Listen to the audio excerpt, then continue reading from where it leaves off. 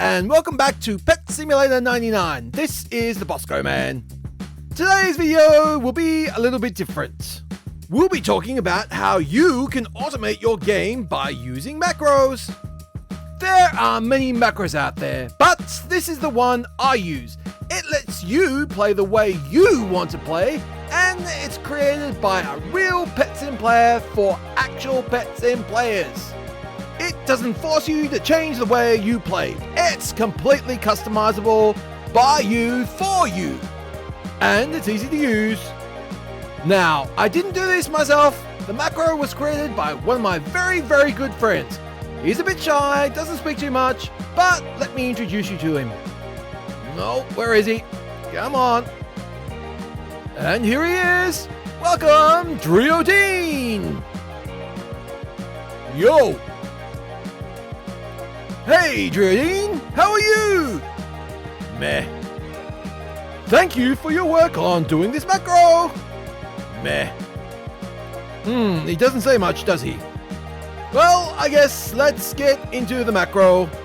Hope you stick around though, Driodine. It'll be great to have you as a part of my video. Oh, okay, he's gone. Well, hopefully he comes back. On to the video. Oh, you're back. Awesome.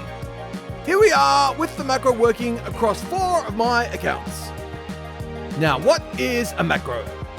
Think of it as a mega super clicker. A macro is basically a program that plays back a predetermined set of mouse movements, keyboard commands, clicks, and instructions back to your game. The first thing you have to do is download Auto Hotkey. Just go to the website, the link will be in the description.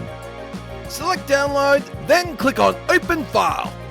From here, click on install. When this comes up, you're done.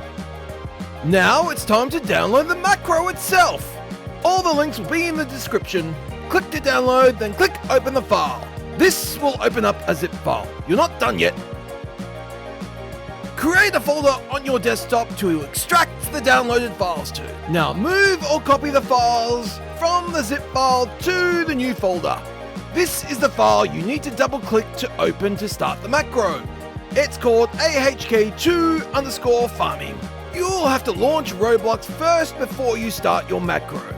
After you start, you'll have to name your window first. This is to let the macro know which account is which for those of you running multiple accounts. The name of this window currently is Roblox. We're going to change it to BM, and you'll see the name change right up here.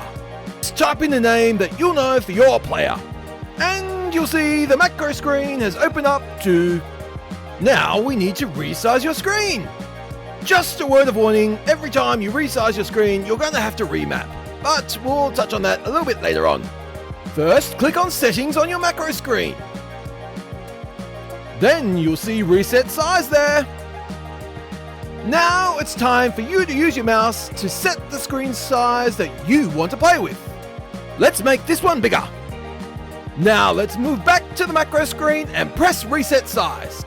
Now you click on the window whose size you want all your Roblox screens to match. Press yes and watch the magic. All my screens are now resized to the same. Don't want it that big? That's okay. Let's make it smaller and do the same steps again.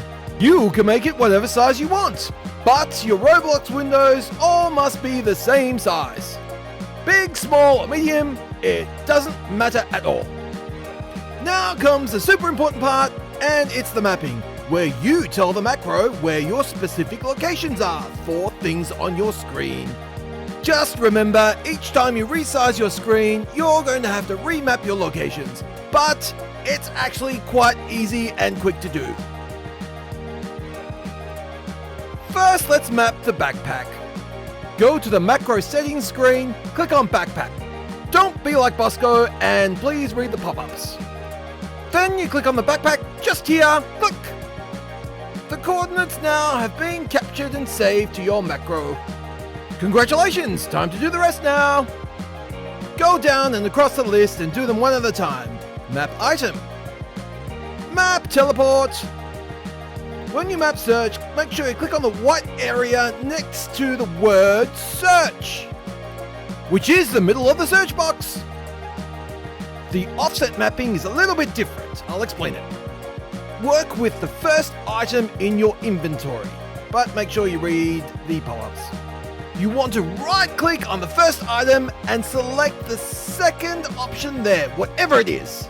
And that's it. It's mapped. Then just continue. Now map the best area. This will help you if your account ever disconnects. The macro will reconnect you, teleport you to the best area, and continue farming for you. Now let's do a quick recap. Backpack is here, item is here, teleport is here, search bar is here, offset is here, then right click, then click, and then best area is here. Now it's time to set how often things happen in the macro. Click away from your settings into one of the tabs for your accounts. We call these things drops, for when your player drops pinatas, coin jars, party boxes, and all sorts of wonderful things, including TNT between these drops. You set the drops that you want your account to use. Whatever works for you will work for the macro. The frequency of what happens in this section here is determined by this section in the settings tab. The next one's quite simple. If you don't have fruit mastery, the macro will feed your account fruit. If you do have fruit mastery, it won't need to. Now it's time to select if you're farming, hatching, or trading. This just lets the macro know if you want to auto farm or if you want to just keep your player in the game. Next, it's time to select what flags you want to use or if you want to use flags at all. Now we'll move on to keybinds. The macro will help you use your keybinds while you're farming. But, word of warning, you will need to set your keybinds to use the control plus a number, as in control plus 1, or control plus 2, up to control plus 5. No other keybind will work. If you're running multiple accounts, the macro will let you customize what you want each individual account to do. From farming to selling to dropping different flags to using different drops, it's all up to you. But if you want each account to do the same thing, you can simply copy the function between your accounts with the macro. It's quite simple, just select the source, then select the target, then select copy. And presto, all the settings have been copied across through to all your different accounts. Now all that's left to do is to rock and roll. Press start macro and the macro will start working for you. If you need to pause the macro, just press Ctrl and P at the same time and the macro will pause for you. To restart it, just press Ctrl plus P again. And that's it! All the links will be available in the description of this video. This macro is only for PC users. If you're a Mac user, in a few weeks I'll post up what you can do to automate the Mac process. Also, I'll be posting future videos on this macro showing you all the different cool things you can do. Well, that's all for me for now. Don't forget to like and subscribe. Until next time, happy hatching!